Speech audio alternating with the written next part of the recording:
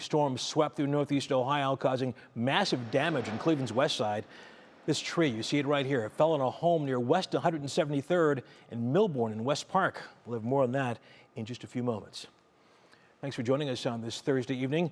We are not done with the rain. Rounds of scattered showers are ahead. Yeah, let's send it over right now to meteorologist Anthony Copeland with the latest. Hi, Anthony. Yeah, we do have more showers in the forecast beginning with tonight and then again for tomorrow afternoon. But firstly, let's talk about what happened this afternoon with the rounds of showers. This strong line of storms that produced dozens of reports of downed trees, power lines impacted due to the downed trees, and also some reports of some large-sized hail in eastern portions of Cuyahoga County. Let's start off with the most impactful. Independence tree snapped and fell on a power line. Also, at Fairview Park, a large tree is down on a house. North Olmsted, same report. Further off to the east in Lake County, Menor, both reports of a downed tree being down West Jackson Street in Painesville Township, and also a public report of a tree snaps again in Menor as well. So the wind was rough earlier this afternoon. In fact, we had wind gusts around 50 to 60 miles an hour reported from downtown Burke Airport. Right now, we do have more showers moving into Erie and Huron County. This broken line of rainfall will be arriving as we head throughout the overnight. Remaining mild, our cold front for tomorrow afternoon will give us another round of showers, but not as severe. I'll time that out coming up. All right, more to come. See you in a few. Thanks, Anthony. For sure. As we told you a few moments ago, a massive tree fell on a home near West 173rd and Milburn in West Park.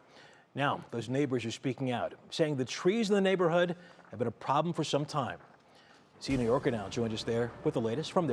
Hi, Sia. Hi, Russ. Check it out. Look at the roots of this tree. Now, thankfully, no one was inside the home when this tree lifted up and smashed into the home, but neighbors say it was only a matter of time. Just after 5 Thursday, severe storms tore through northeast Ohio, leaving a path of destruction. Here in the West Park neighborhood on West 173rd, this honey locust tree uprooted and crashed into this home, bursting through the roof and the windows. A part of the tree even hit this car, which was parked in the driveway. Thankfully, no one was inside the home at the time, and no one was hurt. Now the cleanup begins. Arborist Adam Blaha says the homeowner called him to assess the damage. Very heavy tree, probably weighs more than an oak. The root system was underneath the road, so there was a lack of roots, which caused the tree to fall over in the heavy wind. I've done this a long time, and this is one of the worst I've seen in a while. But several neighbors say they feared this would happen. Yeah, that all needs to get removed. Justin Mills tells me he's been in a back and forth with the city of Cleveland about the older trees in the neighborhood for years. He believes the problem worsened when workers replaced the sidewalks. So there's roots that were pushing up the sidewalk. They removed the old sidewalk. They cut the roots that were lifting up the sidewalk. They put down an underlayment, and then they put the sidewalk on top of it, and which is the way to do it, but with these trees the size they are, they're just gonna topple over.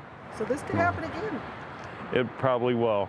I wouldn't be surprised if it happened to any of my neighbors or myself.